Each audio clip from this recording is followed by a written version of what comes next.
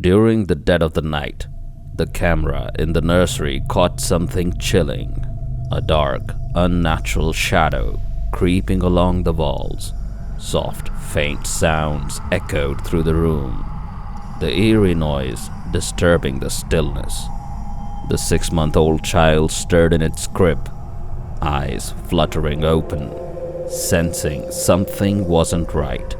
As the baby cried softly, the shadow continued to move, its form shifting and lingering beside the crib as though watching, waiting. As the driver made his way down a desolate, grass-lined road, the darkness on either side seemed to swallow everything around him. Suddenly, a shadow emerged from the tall grass, moving unnaturally towards the road. It was captured on his dash cam, a dark figure slinking out of the shadows, its movement swift and eerie, as though something sinister was stalking the path ahead. The girl was recording her review about a drink into the camera, but suddenly she noticed the curtains moving, as if something was behind them. Heart pounding, she stood up and rushed to pull them back, but the room was empty. Just as she started to sit down again, the rustling came once more, this time from behind her. She spun around, but the room was still. There was nothing. When Olivia first moved into her new apartment, it seemed like the perfect place. The rent was affordable, it was quiet, and it was only a few minutes' walk from the campus. She was excited for a fresh start, eager to settle into her new life. For the first few days, everything felt ideal. The apartment was small but cozy, with tall windows that let in soft afternoon sunlight. The neighborhood was peaceful, with only the occasional hum of distant traffic breaking the stillness. But soon, Olivia began to sense that something wasn't right, something she couldn't put her finger on. The first encounter happened late one evening. Olivia was sitting at her desk, staring at her computer screen, trying to finish a paper before the deadline. The warmth of her heater filled the room, but suddenly she felt a sharp chill in the air. It wasn't just colder, there was a heaviness to the atmosphere, as though the air itself had thickened, become suffocating. She glanced up at her screen and froze. In the dark reflection of her monitor, she saw a tall figure standing just outside the light's reach. The figure wore a wide-brimmed hat, its face obscured in a shadow. It didn't move, didn't make a sound, but Olivia's heart raced. She knew she was alone in the apartment, yet she couldn't shake the feeling that she wasn't. She spun around quickly, but the room was empty. The silence that followed felt almost suffocating, like the walls were closing in on her. Her desk lamp flickered as if to warn her, but there was no sign of the figure. Olivia tried to shake off the creeping unease, convincing herself that it was nothing. Maybe just exhaustion, or just the late hour playing tricks on her. But the strange, unsettling feeling in the room lingered. That night, Olivia awoke suddenly, her body feeling heavy, as if something was pressing down on her chest. She opened up her eyes, but a thick, unnatural paralysis gripped her body. She couldn't move, couldn't speak. Panic surged through her as she fought to free herself, but it was as though her body had been frozen in one place.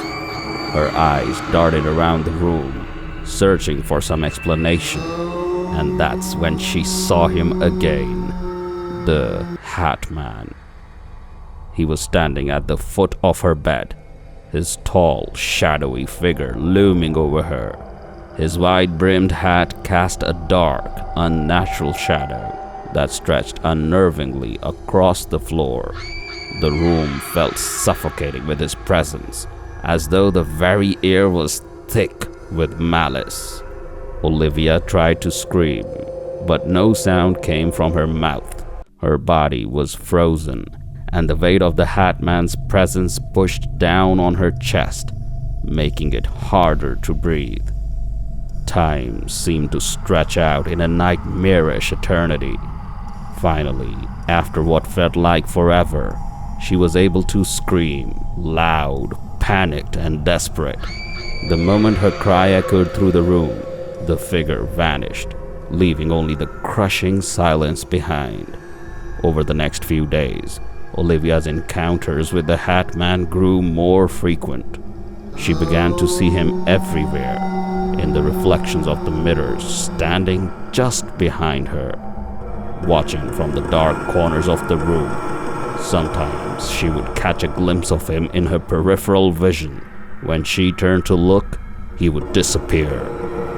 The figure never seemed to be in the same place twice, but she could feel him, always lurking at the edges of her sight, always watching.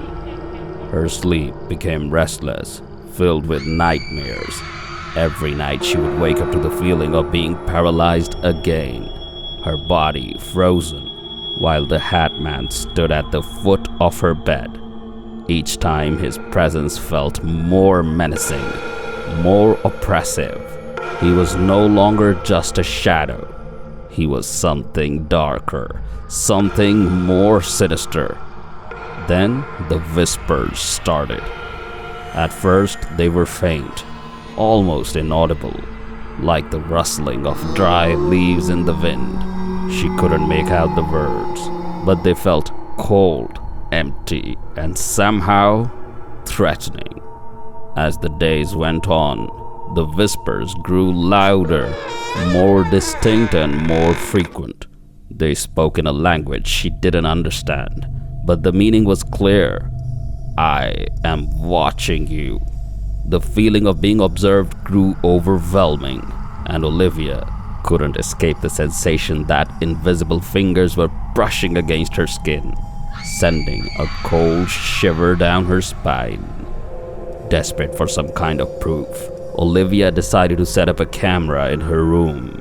She placed it on her desk, facing her bed, hoping to capture something, anything that could explain the terror she was experiencing.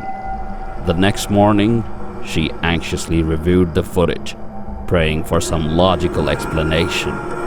But what she saw made her blood run cold. There on the footage was the Hatman, standing over her as she slept. His shadow twisted and stretched unnaturally across the walls, moving in ways that defied the laws of nature. It was as if his very presence distorted reality itself. Terrified, Olivia knew she had to leave.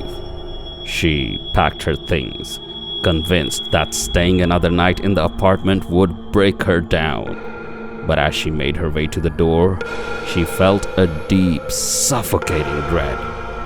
The walls seemed to close in around her, and for a moment, it felt like she was trapped in a nightmare with no way out. But it was already too late. A week later, Olivia's friends grew concerned when they hadn't heard from her. They went to check on her, fearing something was wrong. When they arrived at the apartment, they found it exactly as she had left it. Her belongings still in the boxes, her books scattered across the desk. But Olivia was gone. There was no sign of her, no indication of where she had gone or why. Her phone was gone, and there were no traces of any struggle. The only thing left was a single note, scrawled in shaky handwriting. "He is real." Olivia had vanished, and the Hatman's shadow remained. The Hatman is one of the most terrifying and mysterious figures in paranormal lore. First reported in the 1970s, many believe he's connected to sleep paralysis, a condition where you are awake but unable to move, often accompanied by terrifying hallucinations. Some think that the Hatman is a demon, feeding off the fear of those he haunts, while others believe he is a harbinger of death, an entity that marks those that it watches for a terrible fate. The true origins of the Hatman remain unknown, but accounts of shadowy figures wearing wide-brimmed hats have been found across cultures and throughout history. Whether he's a ghost, a demon, or something even darker, one thing is certain: those who encounter him are never the same again. If you ever wake in the dead of the night and find a shadow at the foot of your bed, know this: don't let it move any closer.